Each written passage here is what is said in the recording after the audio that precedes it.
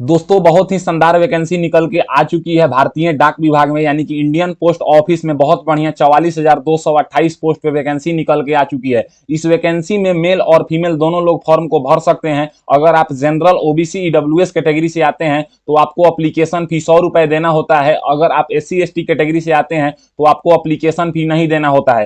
दोस्तों सबसे बड़ी बात है कि इस वैकेंसी में अगर आपने 10वीं पास किया है तो आप इसमें आवेदन दे सकते हैं। आप भारत के किसी भी राज्य से आते हैं तो आप इस फॉर्म को भरने के लिए एलिजिबल हैं। इस वैकेंसी में जो है ना, दो तरीके के अलग अलग पोस्ट होते हैं। अगर हम बात करें तो इसमें जो है ना, एक पोस्ट होता है बीपीएम और एक होता है एबीपीएम या डाक सेवक जिसको हम बोलते हैं। बीपीएम का सैलरी जो है ना वो 12,000 होता है और एबीपीएम का या डाक सेवक का जो सैलरी होता है वो 10,000 होता है। दोस्तों वैकेंसी काफी अच्छी है। इसके नोटिफिकेशन पे आप आके चेक कर सकते हैं कि आपके इलाके में कितनी वैकेंसी आई हुई है। यहाँ पे आने के लिए मैं आपको डिस्क्रिप्शन में लिंक दे दूंगा। आप जैसे ही वहां पे क्लिक करेंगे तो यहाँ पे आ जाएंगे। यहाँ पे आने के बाद मैं आपको एक जगह का वैकेंसी चेक करके दिखा देता हूँ, इसी तरह से आप चेक कर लीजिएगा। जैसे यहाँ पे 23 तरह के अलग अलग रीजन का नाम लिखा हुआ है, तो हम यहाँ पे जैसे 3 नंबर में बिहार है तो हम बिहार के ऊपर क्लिक करेंगे। जैसे ही हम बिहार के ऊपर क्लिक करेंगे तो यहाँ पे आप देखिएगा तो बिहार में जितने भी सर्कल में वैकेंसी है उन सब सर्कल का यहाँ पे नाम लिखा हुआ है। जैसे हम एक डिवीजन का अगर वैकेंसी चेक करें तो हम यहाँ से जैसे चेक कर लेते हैं कहाँ के, तो ईस्ट चंपारण का अगर हम चेक करते हैं तो ईस्ट चंपारण सिलेक्ट करने के बाद हम व्यू पोस्ट के ऊपर क्लिक करेंगे। जैसे ही हम व्यू पोस्ट के ऊपर क्लिक करेंगे तो ईस्ट चंपारण में जहां जहां भी वैकेंसी होगा उस वैकेंसी को किस कैटेगरी में रखा गया है ये सब यहाँ पे बताया जाएगा। जैसे कि अगर आप देखिएगा यहाँ पे, तो जैसे देखिए यहाँ पे और राज्य में वैकेंसी है, ये वैकेंसी जनरल कैटेगरी के लिए रखा गया है। 10,000 सैलरी है। अगर आपने हिंदी पढ़ाई किया है 10th क्लास में तो आप इस फॉर्म को भर सकते हैं। उसका पिन कोड भी यहाँ पे बताया हुआ है। टोटल जो जिस सर्कल का हमने वैकेंसी खोला है उस सर्कल में कितना वैकेंसी है यहाँ पे बताया है। जैसे देखिएगा तो मैंने जिस सर्कल को खोला है उस सर्कल में टोटल 152 पोस्ट पे वैकेंसी निकाला गया है। तो इसी तरह से आप भी अपने सर्कल का वैकेंसी यहाँ से चेक कर सकते हैं। और वैकेंसी चेक करने के बाद अब बात करते हैं फॉर्म भरने का। तो 44,228 पोस्ट पे वैकेंसी है। इस फॉर्म को आप आज से यानी कि 15 जुलाई 2024 से लेकर 8 अगस्त 2024 के बीच में आप फॉर्म को भर पाएंगे। फॉर्म को भरने से पहले आप लोग यहाँ से नोटिफिकेशन को डाउनलोड करके पढ़ लीजिएगा ताकि आपको फॉर्म भरने में कोई भी प्रकार का दिक्कत ना आए। अब बात करते हैं, सबसे पहले आपको यहाँ पे स्टेप 1 रजिस्ट्रेशन के ऊपर क्लिक करना है। तो आप रजिस्ट्रेशन के ऊपर क्लिक कीजिएगा। जैसे ही आप रजिस्ट्रेशन के ऊपर क्लिक करेंगे तो यहाँ पे बोला जाएगा कि आप अपना 10 डिजिट का मोबाइल नंबर इस बॉक्स में फिल कीजिए। मोबाइल नंबर फिल करने के बाद आपको वैलिडेट मोबाइल नंबर के ऊपर क्लिक करना है। जैसे ही आप वैलिडेट मोबाइल नंबर के ऊपर क्लिक करेंगे तो यहाँ पे बोला जाएगा कि आप जो मोबाइल नंबर फिल किए हैं उस पे एक ओटीपी भेजा गया है। उस ओटीपी को आपको इस बॉक्स में लिखना है। ओटीपी को लिखने के बाद यहाँ पे सबमिट ओटीपी के ऊपर क्लिक करना है। जैसे ही आप सबमिट ओटीपी के ऊपर क्लिक करेंगे तो यहाँ पे साइड में बोलेगा मोबाइल नंबर वैलिडेट सक्सेसफुली। अब आपको यहाँ पे 2 नंबर में एक वैलिड ईमेल आईडी लिखना है। तो यहाँ पे आप अपना ईमेल आईडी लिख दीजिएगा। ईमेल आईडी लिखने के बाद आपको यहाँ पे वैलिडेट ईमेल के ऊपर क्लिक करना है। जैसे ही आप इसके ऊपर क्लिक करेंगे तो आपके ईमेल आईडी पे भी एक ओटीपी भेजा जाएगा। उस ओटीपी को आपको इस बॉक्स में लिखना है। ओटीपी लिखने के बाद आपको सबमिट ओटीपी के ऊपर क्लिक करना है। जैसे ही आप सबमिट ओटीपी के ऊपर क्लिक करेंगे तो बोलेगा ईमेल वैलिडेट सक्सेसफुली। अब आपको यहाँ पे 3 नंबर में अपना नाम लिखना है जो कि 10th के सर्टिफिकेट के अकॉर्डिंग होना चाहिए। फिर यहाँ पे 4 नंबर में आपको अपने पिताजी का नाम लिखना है जो कि 10th के सर्टिफिकेट के अकॉर्डिंग हो।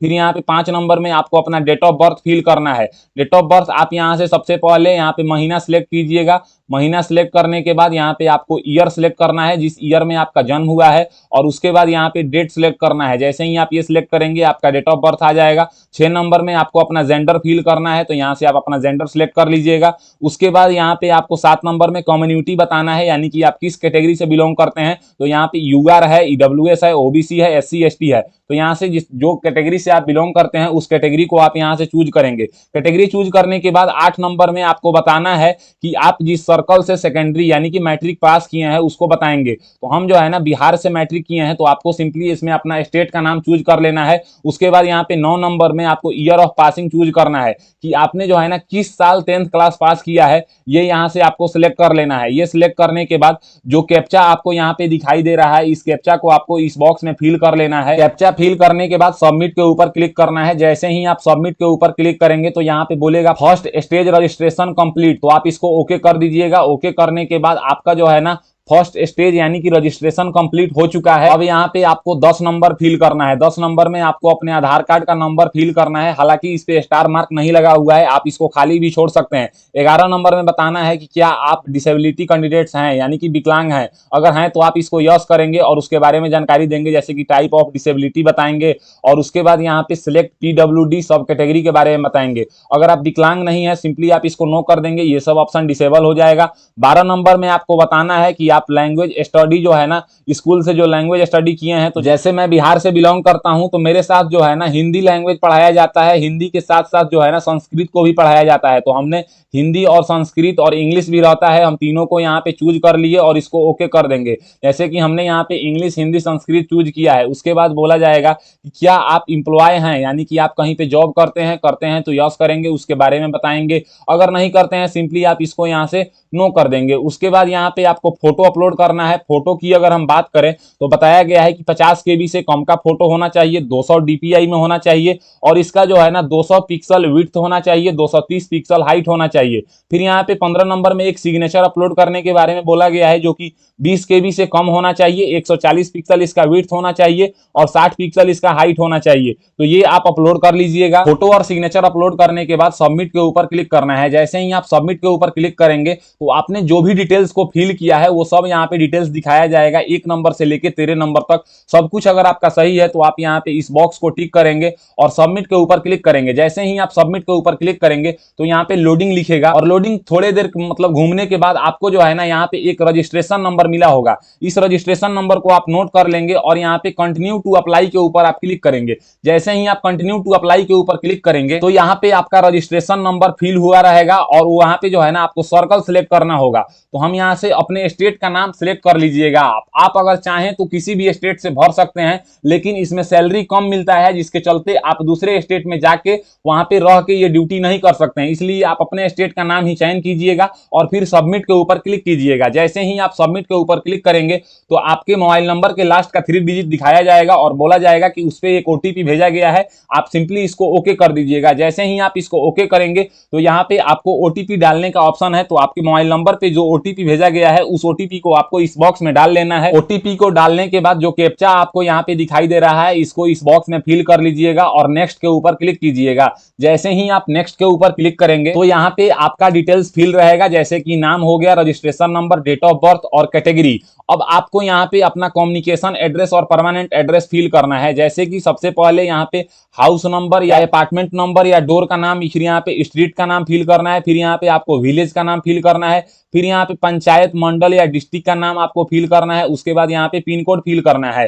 वो अगर कम्युनिकेशन एड्रेस फिल करने के बाद आपको परमानेंट एड्रेस फिल करना है। अगर दोनों सेम है तो आप यहाँ पे टिक कर देंगे, अगर दोनों अलग अलग है तो आप टिक नहीं करेंगे और अलग अलग फिल करेंगे। उसके बाद यहाँ पे जैसे कि आपने रजिस्ट्रेशन में जहां से 10th किया था उस राज्य का नाम और जिस ईयर में किया था वो यहाँ पे जो सिलेक्ट किए हैं वो यहाँ पे दिखाया जाएगा। अब आपको यहाँ पे बोर्ड का नाम चूज करना है। तो आपने जिस भी बोर्ड से किया है, जैसे कि मान लीजिए कि अगर आपने बिहार स्कूल एग्जामिनेशन बोर्ड से किया है तो इसमें जो है ना कई तरह के हैं, 500 नंबर वाला भी है, 800 नंबर वाला भी है, 1200 नंबर वाला भी है। तो आपने जो पढ़ाई किया है जितने नंबर का वो यहाँ से सिलेक्ट करेंगे। ये सिलेक्ट करने के बाद सिलेक्ट रिजल्ट टाइप बोला जाएगा, यानी कि आप जो पास किए हैं वो मार्क में पास किए हैं कि CGPA में। तो ये बोर्ड के मुताबिक ही खुल के आता है। जैसे कि हमने अपने बोर्ड का नाम सिलेक्ट किया है तो उसमें सभी लोग मार्क्स में ही पास करते हैं, तो यहाँ पे मार्क्स का ऑप्शन आ गया, हमने यहाँ पे मार्क्स वाला ऑप्शन चूज कर लिया। अब मार्क्स वाला ऑप्शन चूज करने के बाद यहाँ पे बताया जाएगा कि जैसे अब आपका इंग्लिश में कितना नंबर है, तो इंग्लिश में आपको जितना भी नंबर है यहाँ से लिख देंगे। ये बोला गया है कि जैसे जो लोग बिहार से आवेदन देंगे उनका इंग्लिश का नंबर मेरिट में इंक्लूड नहीं किया जाएगा। इंग्लिश के बाद आप कौन से लैंग्वेज को पढ़ाई किया है, हिंदी को पढ़ाई किया है कि मैथिली को कि बंगाली को कि उर्दू को, तो हमने हिंदी को पढ़ाई किया है तो हिंदी में आपको कितना नंबर है यहाँ से फिल कीजिए। उसके बाद यहाँ पे कंपल्सरी सब्जेक्ट में मैथमेटिक्स है तो मैथमेटिक्स का नंबर आपको बता देना है कितना नंबर है। फिर यहाँ पे साइंस है तो साइंस का भी नंबर बता देना है। उसके बाद यहाँ पे सोशल साइंस है तो सोशल साइंस का भी नंबर आपको बता देना है। और फिर यहाँ पे एक और सब्जेक्ट आपको बताना है, तो जैसे कई लोग संस्कृत पढ़ते हैं, कई लोग उर्दू पढ़ते हैं, कोई भोजपुरी पढ़ता है, तो यहाँ पे ये सिलेक्ट करके और ये फिर बता देना है कि आपको उसमें कितना नंबर है। इस तरह से आपको जिस भी सब्जेक्ट में जितना जितना नंबर है सब आपको यहाँ से फिल कर लेना है। ये बताने के बाद आपको सेव एंड कंटिन्यू के ऊपर क्लिक करना है। जैसे ही आप सेव एंड कंटिन्यू के ऊपर क्लिक करेंगे तो यहाँ पे आपने जिस सर्कल को सिलेक्ट किया है उस सर्कल का नाम रहेगा। उस सर्कल के आप किस डिवीजन से आवेदन देना चाहते हैं तो यहाँ पे सिलेक्ट कीजिएगा। तो मैं आपको बताऊंगा कि आप अपने होम डिस्ट्रिक्ट को ही सिलेक्ट कीजिएगा तो बेहतर रहेगा। तो यहाँ पे जैसे ही आप मतलब अपना डिवीजन सिलेक्ट करेंगे तो ये थोड़ा देर रिफ्रेश होगा और रिफ्रेश होने के बाद आपके डिवीजन में जितना भी वैकेंसी होगा उन सब का एक चार्ट खुल के आएगा और उसमें जो है ना आपको यहाँ पे पोस्ट प्रेफरेंस देना है। जैसे कि अगर हम पोस्ट प्रेफरेंस की बात करें तो यहाँ पे आपको 1-2 करके फिल करना है। अब देखिए मान लीजिए कि आपको किसमें 1 फिल करना है किसमें 2 फिल करना है ना। सबसे पहले आप देखेंगे कि आप किस कैटेगरी से बिलोंग करते हैं। अगर मान लीजिए कि हम जनरल कैटेगरी से बिलोंग करते हैं और यहाँ पे जो है ना लिखा हुआ है ओबीसी, तो ओबीसी वाले में हमको प्रेफरेंस नहीं देना है। कहीं लिखा हुआ है एससी तो वहां पे हमको नहीं देना है। कहीं एसटी लिखा हुआ है तो वहां पे हमको नहीं देना है। जैसे एससी एसटी वाले जनरल में दे सकते हैं लेकिन जनरल वाले एससी एसटी ओबीसी में नहीं दे सकते हैं। तो इसलिए अगर आप जिस कैटेगरी से बिलोंग करते हैं सबसे पहले उसी कैटेगरी का पोस्ट प्रेफरेंस डालिएगा। बाद में दूसरे कैटेगरी का अगर आपको डालना है तो डालिएगा, नहीं तो नहीं डालिएगा। नहीं तो अगर आप गलत डाल देंगे तो आपका सिलेक्शन नहीं हो पाएगा। अब जैसे मान लीजिए कि हम ईडब्ल्यूएस कैटेगरी से बिलोंग करते हैं तो हम क्या करेंगे कि यहाँ पे ईडब्ल्यूएस का वैकेंसी है तो सबसे पहले हम इसको 1 देंगे। अब इसको 1 देने के बाद हम इधर कोई नहीं ईडब्ल्यूएस का वैकेंसी है तो हम दूसरे नंबर पेज पे चलेंगे। अब दूसरे नंबर पेज पे हम देखेंगे कि ईडब्ल्यूएस का वैकेंसी कहाँ है। तो दूसरे नंबर पेज पे ईडब्ल्यूएस का वैकेंसी यहाँ पे है तो हम इसको 2 डालेंगे और फिर यहाँ पे है तो इसको हम क्या करेंगे कि 3 डालेंगे। इस तरीके से आपको फिल करना है। जहां जहां भी आपको प्रेफरेंस देना है वो सब प्रेफरेंस चूज करने के बाद आप नीचे आएंगे और नीचे आने के बाद यहाँ पे चेकबॉक्स बनाया है यानी कि इस डिक्लेरेशन को आप टिक करेंगे और टिक करने के बाद सेव एंड प्रोसीड के ऊपर क्लिक करेंगे। जैसे ही आप सेव एंड प्रोसीड के ऊपर क्लिक करेंगे बोलेगा data submitted successfully, please pay the fee of application. यानी कि अगर आप जनरल ओबीसी ईडब्ल्यूएस कैटेगरी से फॉर्म को भर रहे हैं तो आपको 100 रुपए का एप्लीकेशन फी पे करना है। अगर आप एससी एसटी कैटेगरी से हैं तो आपको यहाँ पे प्रिंट करने का ऑप्शन आ जाएगा। तो हम यहाँ पे ओके के ऊपर क्लिक करेंगे। जैसे ही हम ओके के ऊपर क्लिक करेंगे तो यहाँ पे बोलेगा फी वंस पेड, मतलब अगर आप एक बार पैसा पे कर देंगे तो आपको रिटर्न नहीं किया जाएगा। तो आप यहाँ पे इसको ओके कर दीजिएगा। जैसे ही आप इसको ओके करेंगे आपका रजिस्ट्रेशन नंबर, मोबाइल नंबर, नाम, कैटेगरी और अमाउंट दिखाया जाएगा। आप मेक पेमेंट के ऊपर क्लिक कीजिएगा। जैसे ही आप मेक पेमेंट के ऊपर क्लिक करेंगे तो आपके सामने एक बिल्डेक्स खुलेगा। इस बिल्डेक्स में आप net banking, credit card, debit card, QR code से, वॉलेट से, यूपीआई से, जिस भी माध्यम से आप चाहें उस माध्यम से आप पे कर सकते हैं। तो सिंपली आप क्यूआर के ऊपर क्लिक कीजिएगा। सिलेक्ट क्यूआर में यहाँ पे भीम यूपीआई सिलेक्ट कीजिएगा। मेक पेमेंट फॉर 100 के ऊपर क्लिक कीजिएगा। आपके सामने एक क्यूआर कोड जनरेट होकर आएगा। इस क्यूआर कोड को आपको सिंपली स्कैन करना है फोन पे, गूगल पे, पेटीएम से और पेमेंट कर देना है। तो इस तरीके से आज के इस वीडियो में आपने जाना कि इंडियन पोस्ट ऑफिस में 44,228 पोस्ट पे बहुत बढ़िया ग्रामीण डाक सेवक का और ब्रांच पोस्ट मास्टर का वैकेंसी निकाला गया है। इस वैकेंसी का फॉर्म आप लोग घर बैठे कैसे भरेंगे। अगर मेरी दी हुई जानकारी आपको पसंद आता है तो मेरे वीडियो को लाइक कीजिए एंड ऐसे ही इंफॉर्मेटिव वीडियो के लिए मेरे चैनल को सब्सक्राइब कीजिए। आज के लिए बस इतना ही, मैं आपसे विदा लेना चाहूंगा। तब तक आप लोग देखते रहिए मेरा यूट्यूब चैनल फॉर्म फिलअप की नॉलेज। जय हिंद, जय भारत।